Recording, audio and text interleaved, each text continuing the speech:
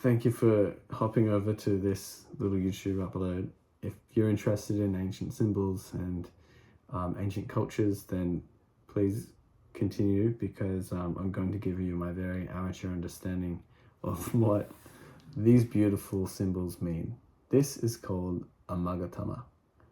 And a magatama, from my understanding, is a symbol of the infinite spiral of creation, of the infinite blueprint of life, of fertility, virtue and benevolence, and infinite potential. These were made as beads using jade and other precious gemstones like agate and quartz and stuff in Japan, ancient Japan, tribal Japan, from about 3,000 years ago. Started to stop using them at about 600, 700 AD once Buddhism came in. They were made as like amulets and beads and talismans, and these beads were worn in necklaces like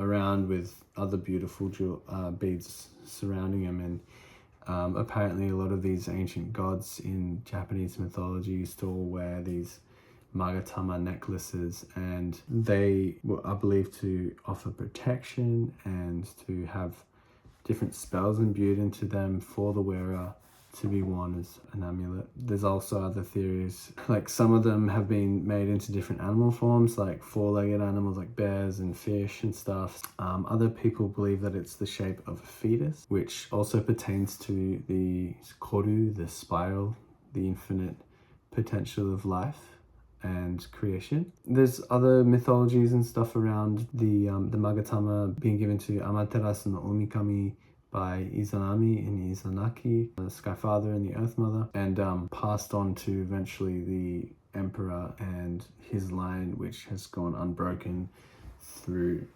much of Japanese history for like at least 2,500 years. It's pretty wild. I think the Japanese imperial line is the longest running unbroken imperial line in the world.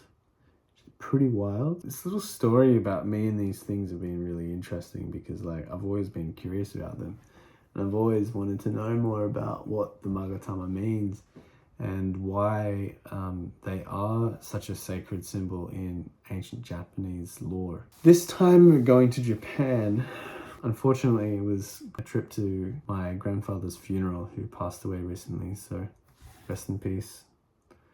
Grandfather, I love you. Beautiful man. So yeah, we last minute went to Japan, me and my mum from Australia, and sitting next to me was this old guy on the plane wearing a magatama necklace, and I was like, that's a magatama, bro. He's like, yeah, how do you know about it? And I'm like, what? Just interested. And he's like, but there's no young people in Japan who are like interested in magatama and stuff anymore these days. And I'm like, well, I like them. Can you tell me about them? So he started to talk to me about different places in Japan that where they found magatama, and he told me too that, you know, what they were used for, which is basically what I just described. He gave me another few little key interesting things about Japanese mythology that I've still got to go in and look at, but thought, okay, well, I want to learn more about these things this trip. Then show me the way, let me go back into the roots. And it was so trippy, because the next day on my first outing I went to go knife shopping, because I wanted to get a really badass Japanese like mini samurai sword knife. On my way back from that shop, I just saw like these trippy tribal kind of pieces of art at the front of a shop window. And I walked up there, and sure enough, it was a Jomon art exhibition made by local living artists, where they were like making and recreating Jomon artifacts that they've discovered. The Jomon era is the tribal era, the Stone Age, Neolithic era of ancient Japan, before the Yayoi period, which saw the migration of people from the Asian mainland, from like Korea, for example.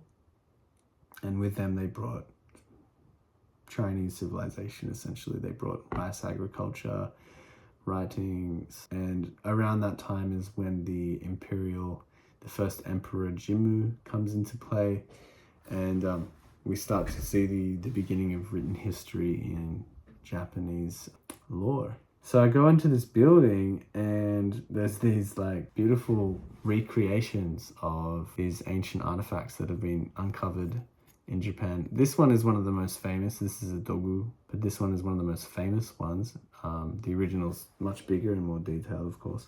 And this is another very famous one, which they call Venus, and they believe this one is a goddess of fertility, and they were worn as, you know, promote a good birth, because you got to remember, like, even up to like 100 years ago, child mortality was massive. My grandparents, many siblings that died, and you know, they were part of a big family. So, but I got to go in there and I got to meet people, and they got to tell me about like a few different places that they really like in the country, where I could learn more about this Jomon tribal era of Japan. And I've always felt my ancestors really just like right behind me all the time.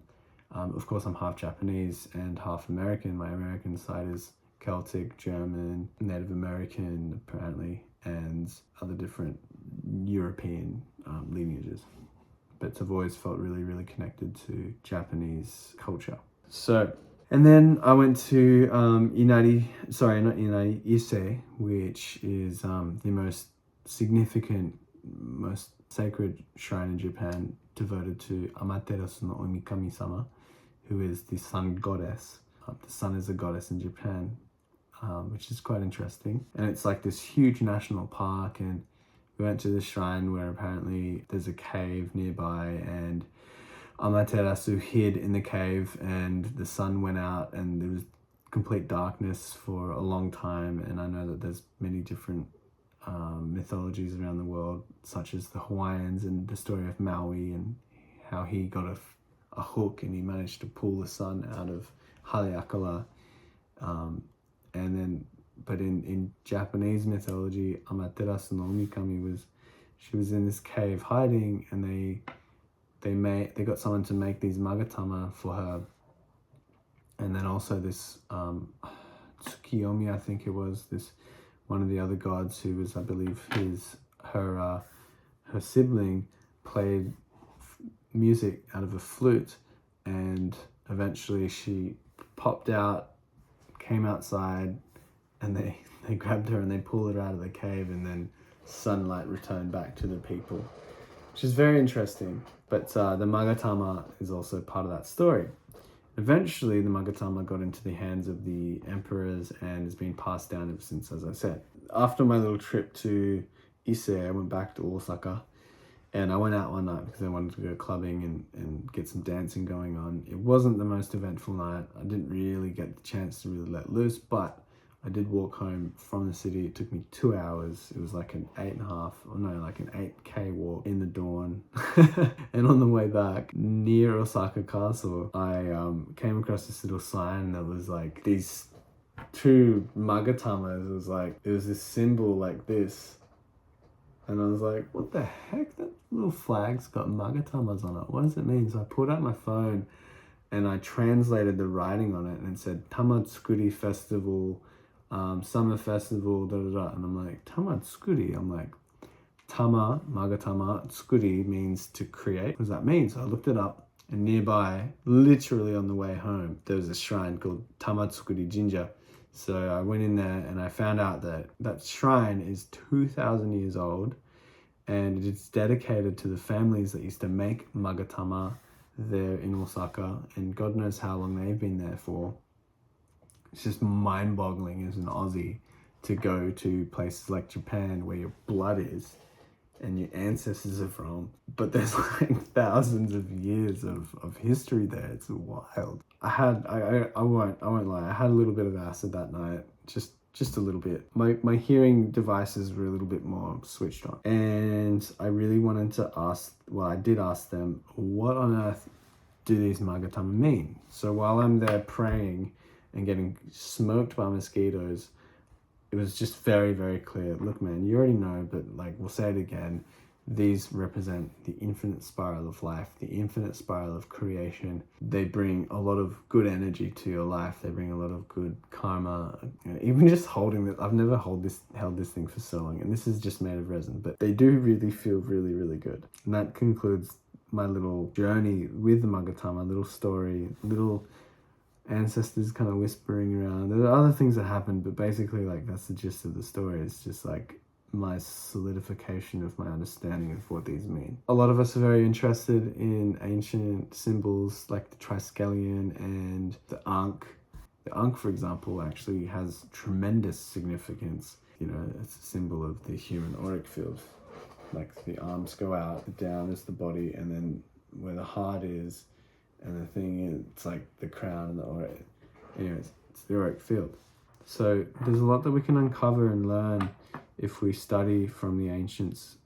They left a lot of clues behind for us to learn from and to hopefully preserve their wisdom and preserve their knowledge for the future generations to come like us. Because I do believe that they knew that eventually the knowledge would be at threat of being taken away or lost or extinct. Fortunately, even though we live in this very fractured time, there are people around the world who are really wanting to understand their ancient heritage, their indigenous roots, their cultures, and I for one are one of them. Even though I can't really read and write Japanese, I do my best to. Google Translate's very impressive these days, but I really do my best to try and uncode a lot of these different things that are encoded in our bones. All this interest in ancient things kind of translates into my artwork, so it's beautiful. Just little humble little tinkerings here and there to try and clarify our past and demystify what all of these beautiful ancient symbols mean and their significance to our ancestors and why. So thank you very much for watching this video. I pray you have a beautiful day. Aloha everybody.